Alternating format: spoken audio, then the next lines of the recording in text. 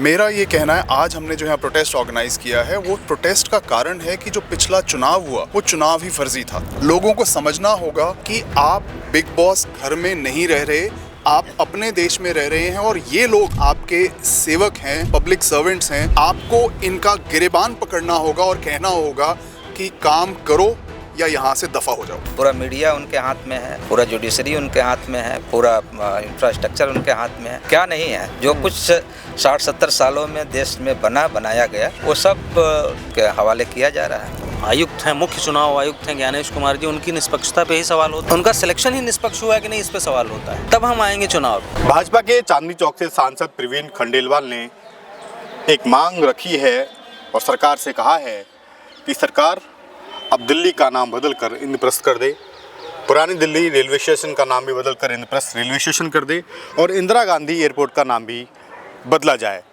तो सवाल ये उठता है कि आखिरकार क्या दिल्ली का नाम बदलने से दिल्ली की समस्याएं खत्म हो जाएंगी? क्या दिल्ली में वायु प्रदूषण जैसी समस्या उसका खात्मा हो जाएगा? दिल्ली के शहरी, दिल्ली के लोग भाजपा के सांसद की मांग पर क्या मानते हैं और क्या मानते हैं उस सोच पर जिस सोच के साथ में भाजपा की सरकार दिल्ली में आई थी? क्या नाम हुआ सर आपका? मेरा नाम एग्नोस्टस थियोस है जी। सिख चेंबर ऑफ कॉमर्स का मैनेजिंग डायरेक्टर हूँ और एक संस्था है विकास भारती, उसका भी स्थापक हूँ। जी, भाजपा के सांसद ने जो मांग रखी है इंद्रप्रस्थ करने की, एयरपोर्ट की, रेलवे स्टेशन की, दिल्ली की, कितना जायज़ है और क्या इस मांग को पूरी होने के बाद दिल्ली की समस्याएं क्या खत्म हो जाएंगी? आपका जो सवाल है उसको मैं दो हिस्सों में जवाब दूंगा। पहला हिस्सा ये, आपने कहा भाजपा के सांसद। मेरा ये कहना है, आज हमने जो है प्रोटेस्ट ऑर्गेनाइज किया है, वो प्रोटेस्ट का कारण है कि जो पिछला चुनाव हुआ वो चुनाव ही फर्जी था, तो वो सांसद हैं ही नहीं। मेरा सबसे पहला कहना ये है, क्योंकि 538 सीटों में जितनी वोटें लोगों ने डाली और जितनी वोटें चुनाव आयोग ने गिनती करी वो मैच ही नहीं करता। 543 सीटों में से अगर 538 सीटों में votes count polled versus vote counted match ही नहीं करता तो चुनाव पूरा फर्जी है, तो वो सांसद है ही नहीं, पहली चीज़। दूसरी चीज़, अगर नाम बदलने से सारे के सारे समाधान निकल आए होते तो आप दिल्ली का नाम जो मर्जी रखिए, मुझे आप कल तक इस देश के राजधानी को आप साफ़ कर दीजिए, कूड़ा हटा दीजिए, साफ़ पानी दे दीजिए, साफ़ हवा दे दीजिए, 24 घंटे इलेक्ट्रिसिटी दे दीजिए, आप जो नाम मर्जी रखना चाहें आप रख लें। लेकिन जिस काम के लिए आप राजनीति में आते हैं वो आप लोग सारे भूल जाते हैं और राज करने की जो नीति है उसको मन में रख के आप चुनाव भी धांधली करवाते हैं और आप देश के सारे संसाधन जो हैं वो लूट के कहाँ लेके जाते हैं वो हमें नहीं पता। लेकिन लोगों ने आपको जो काम दिया वो नहीं होता और लोग गंदी सांस लेके मरने पे मजबूर हैं, लेकिन इन लोगों के कान पर जूं तक नहीं रेंगती। तो इन लोगों के कुछ भी कहने से वो सिर्फ मुद्दा भटकाने वाली बात है, न्यूज़ में लोगों को इधर उधर लगाने वाली बात है। इन लोगों की जो असली जगह है वो जेल है, क्योंकि ये एक फ़र्जी सरकार है, फ़र्जी सांसद हैं और चोर हैं। क्या आपको ऐसा लगता है कि असल जो मुद्दे हैं विकास के, पानी के, वायु प्रदूषण के और जो अन्य तमाम मुद्दे, शिक्षा, स्वास्थ्य के, उन मुद्दों पर देश के लोगों का ध्यान ना जाए, उसको भटकाने के लिए काम किया जा रहा है? बिल्कुल। आप मीडिया के ज़रिए और अपनी पॉलिसीज़ के ज़रिए और अपनी अनाप शनाप बरगलता के ज़रिए आप लोगों को आपस में भिड़ाए रखो, या लोगों को आप कभी इधर भगाओ, कभी उधर भगाओ, कभी लॉकडाउन कर दो, कभी डिमोनेटाइजेशन कर दो, कभी भारत पाकिस्तान कर दो, कभी हिंदू मुस्लिम कर दो। लोगों को सिर्फ़ और सिर्फ एक दूसरे से उलझा के रखने के लिए और इन फालतू के कामों में उलझा के रखने के लिए ये सारी जो हैं अनाउंसमेंट्स करे जाते हैं। पूरे देश को, मैं बार बार कहता हूँ, ये समझना होगा कि पूरे देश को एक बिग बॉस हाउस बना के रख दिया गया है। आज बिग बॉस ने कहा आप ये कीजिए, आज बिग बॉस ने कहा आपको ये टास्क दे दिया, आप दोनों को लड़ा के जो है वो मीडिया में टीआरपी बनेगी। ये पूरा जो बिग बॉस का मॉडल अगर आप देखेंगे तो ये हूबहू वही मॉडल है। लोगों को समझना होगा कि आप बिग बॉस घर में नहीं रह रहे, आप अपने देश में रह रहे हैं और ये लोग आपके सेवक हैं, पब्लिक सर्वेंट्स हैं। आपको इनका गिरेबान पकड़ना होगा और कहना होगा कि काम करो या यहाँ से दफ़ा हो जाओ।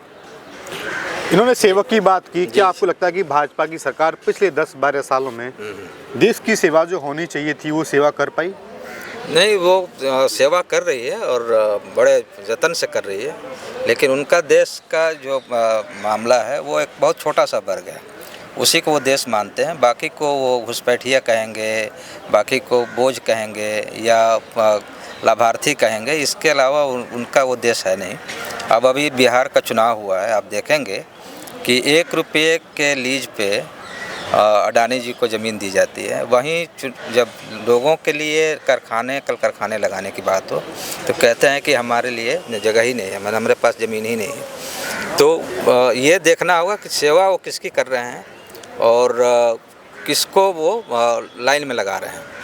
तो लाइन में लगा के हमारे आपके जो एजेंडा है, सचमुच का जो एजेंडा है, उसको ये लोग पूरी तरह से कोशिश कर रहे हैं कि सतह पे आने ना पाए। यदि कोई लेके आ भी रहा है तो उसको वहीं से ऐसा दबा दिया जाए कि वो फिर आगे कोई और जो है ये हिमाकत ना कर पाए।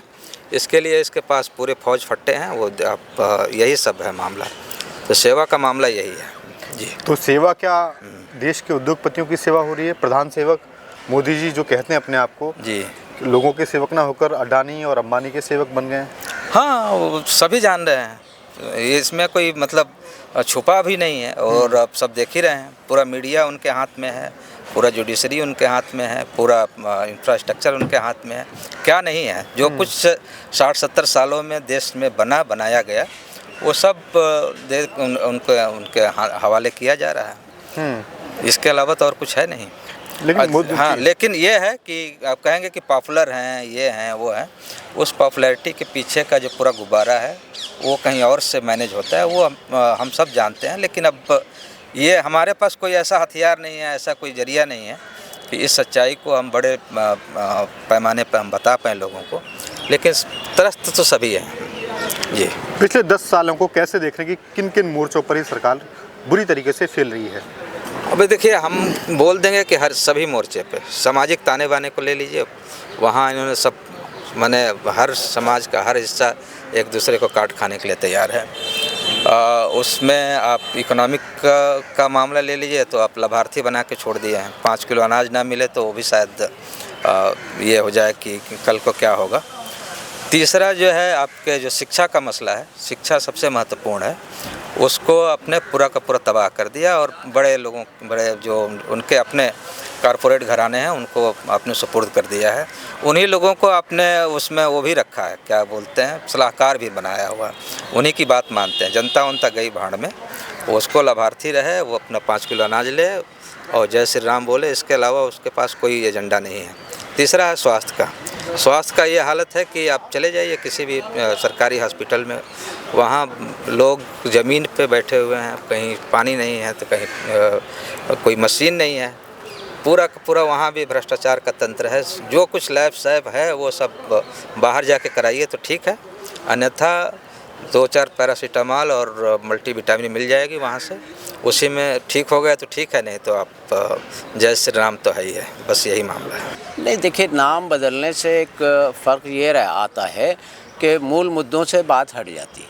नाम आप बदलते रहिए और नाम बदलता ही रहा है। इंद्रप्रस्थ था, तुगलकाबाद था, अब दिल्ली हुआ है, उसके बाद और कुछ हो जाएगा।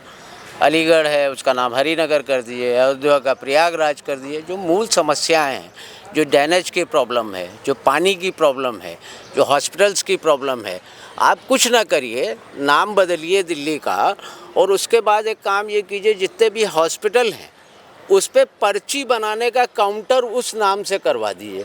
कम से कम जो 11 बजे तक लोग लाइन में लगे रहते हैं उससे निजात मिले। तो जनता के लिए नाम बदलना एक पॉलिटिकल इवेंट तो ज़रूर हो सकता है, मगर जनता की समस्याएं उससे कहीं पे भी उनका कोई हल नहीं होता और ये एक भ्रम है और वो फैलाया जाता है और टारगेट है। दिल्ली से बदलने से क्या हो जाएगा? अजमेरी गेट, बाबर लेन है, वो अभी तक बदली नहीं, पीछे ही है मंडी हाउस के पास। औरंगजेब रोड है या अकबर रोड है, इसको रोड बदलने से क्या फ़र्क पड़ेगा? जो लोग आएंगे वो अपना नाम रख देंगे। ये सरदार भाई पटेल हाउस है, ये इसको दिखाइए ज़रा। उन जिस सरकार के प्रतीक हैं उनका क्या कहते हैं, इस बोर्ड का क्या हाल है।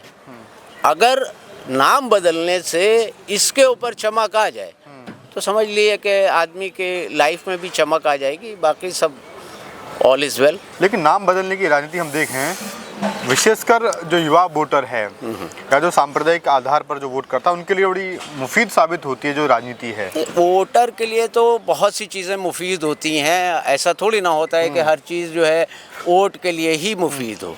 आने वाली उसके ऊपर कितना खर्च आता है सरकार के ऊपर, कि एक नाम बदलने से सारे पेपर, पूरे बोर्ड, होर्डिंग्स, ये पूरा जो सिस्टम है उसके ऊपर कितना खर्च आता है, उसका जो टैक्स पेयर है ना, जो हम जीएसटी दे रहे हैं, जो हम टैक्स दे रहे हैं, उसको किस अंदाज में ये सरकार खर्च कर रही है। अगर वोटर को अपने मत अधिकार का ये फ़लसफ़ा समझ में आ गया कि हमारा जो टैक्स है, जो हम टैक्स देते हैं, वो सरकार हमारे हितों की प्लानिंग के लिए किस तरीके से खर्च कर रही है, तो शायद नाम बदलने का जो आपने भी कहा कि वोटर को बड़ा प्रभावित करता है।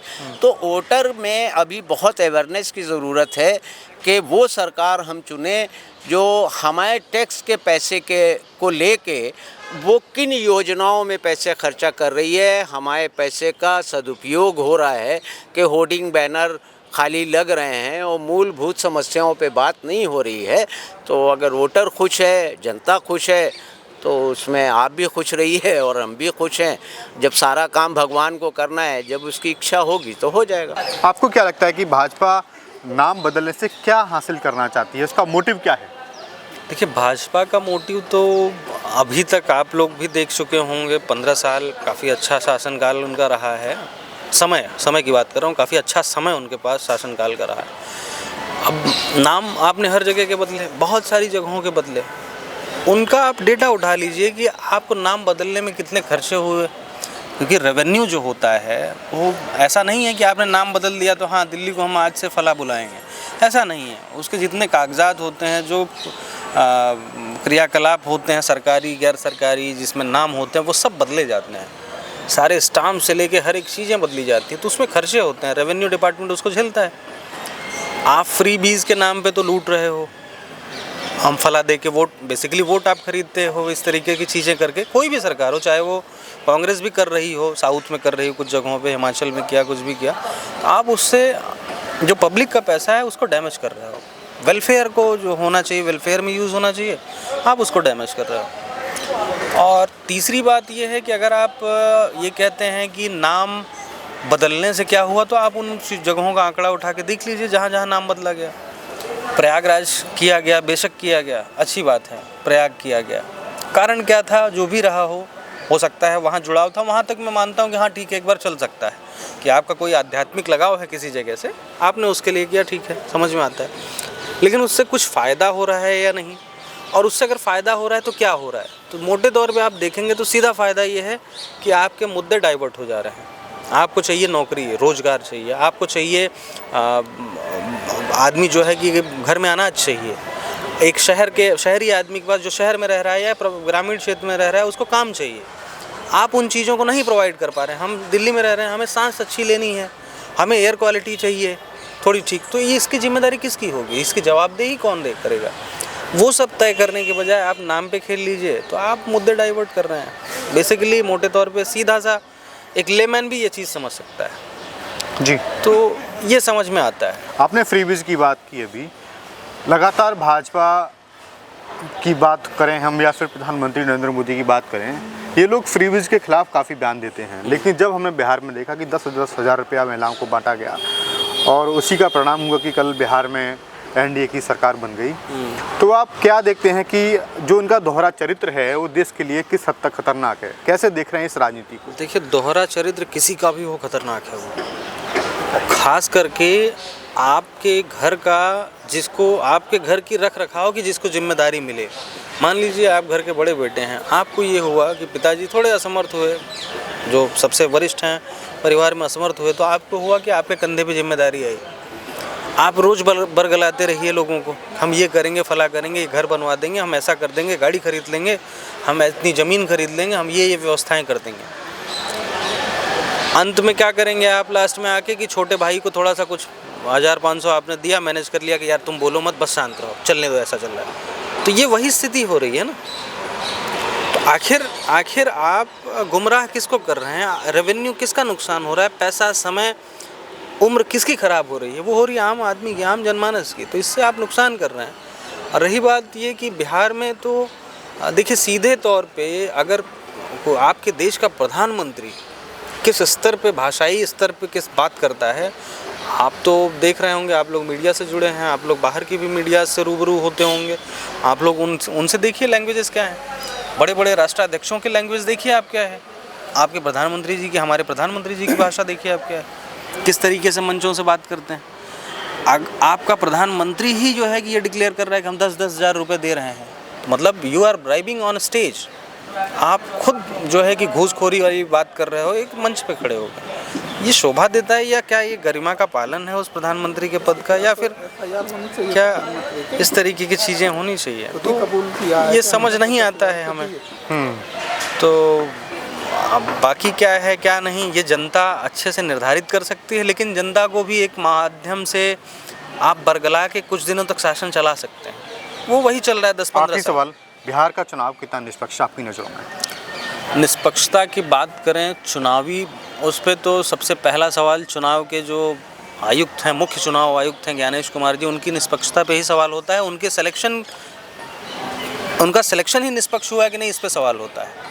तब हम आएंगे चुनाव पे। तो पहला तो वही हो गया सवाल कि आपने विपक्ष को, एक जो गवर्निंग बॉडी होती है किसी भी देश की, वो इंडिपेंडेंट होना चाहिए। टी.एन. शेषन जी लोग थे, ऐसे लोग थे आपके इलेक्शन चुनाव आयुक्त, जो लोग जो है कि उस तरह से सत्ता शासन होते हुए जिसको आपका देश आयरन लेडी बोलता है, उनको भी आंख दिखा के नहीं आप गलत कर रहे हैं या आप ऐसा कर रहे हैं, हम ऐसा नहीं होने देंगे चुनाव में, इस तरीके से वो आदमी करता था। तो चुनाव आयुक्त वैसा होना चाहिए। दूसरी बात बिहार के चुनाव की बात, तो जो आप सोचिए कि यहाँ करीब 14-14.5 लाख वोटर्स को ऐसा आंकड़ा आया है, मैं बहुत मिस कर रहा हूँ, लेकिन 14-14.5 लाख वोट्स ऐसे आए हैं कि जो बिना किसी उसके ऐड हो गए हैं। SIR जो दोबारा हुई, 15 दिन में SIR आप कर रहे हैं। हाँ, इतना जो है कि आप उसको बोल भी रहे हैं कि जो है कि इंटेंस ये वोटिंग का और सब ऐड करने का ये है। तो आप कितना उस पर काम कर रहे हैं, किस तरीके से कर रहे हैं, समझ में नहीं आता है। तो निष्पक्षता तो भाई वहाँ है कि आपने किताब खोल दिया, लो भाई हमने ये किया, बात ख़त्म। आप वो भी नहीं कर रहे हो, आप 15 दिन में SIR करा के आप वोटर्स को ऐड कर रहे हो, रिमूव कर रहे हो, ऐसे करके कर रहे हो, तो अब कहाँ के वोटर आ रहे हैं? तीसरी चीज़ निष्पक्षता में अगर बात हो, उत्तराखंड का एक व्यक्ति भाजपा का लीडर, वो वहाँ भी वोट करता है, प्रॉपरली उसके फेसबुक वॉल से पोस्ट है, वहाँ वोट करता है, बिहार में जाके वोट करता है। दिल्ली के न जाने कितने लोग यहाँ वोट कर रहे हैं, दिल्ली में कर रहे हैं, और जगहों पर कर रहे हैं, उसके बाद बिहार में जाके कर रहे हैं। तो ये निष्पक्षता अपने आप में जो है संशय का विषय बन गया है। तो इन चीज़ों को समझना चाहिए, और समझने से ज़्यादा आप समझने की गुजारिश केवल जनता से कर सकते हैं। और इन चीज़ों पे जिसकी जिम्मेदारी थी काम करने की, या तो न्यायपालिका कुछ हस्तक्षेप करे, लेकिन ज्ञानेश कुमार जी के केस में न्यायपालिका के भी हाथ बांध दिए गए हैं। कई सारे रूल्स लाके ऐसे जो अमेंड हुए, 144 सांसदों को बर्खास्त करके बाहर जब किया गया, सस्पेंड करके। तो इस तरीके से चीज़ें हैं। अब देखिए आगे भविष्य क्या होता है, लेकिन ये चीज़ें ठीक नहीं हैं।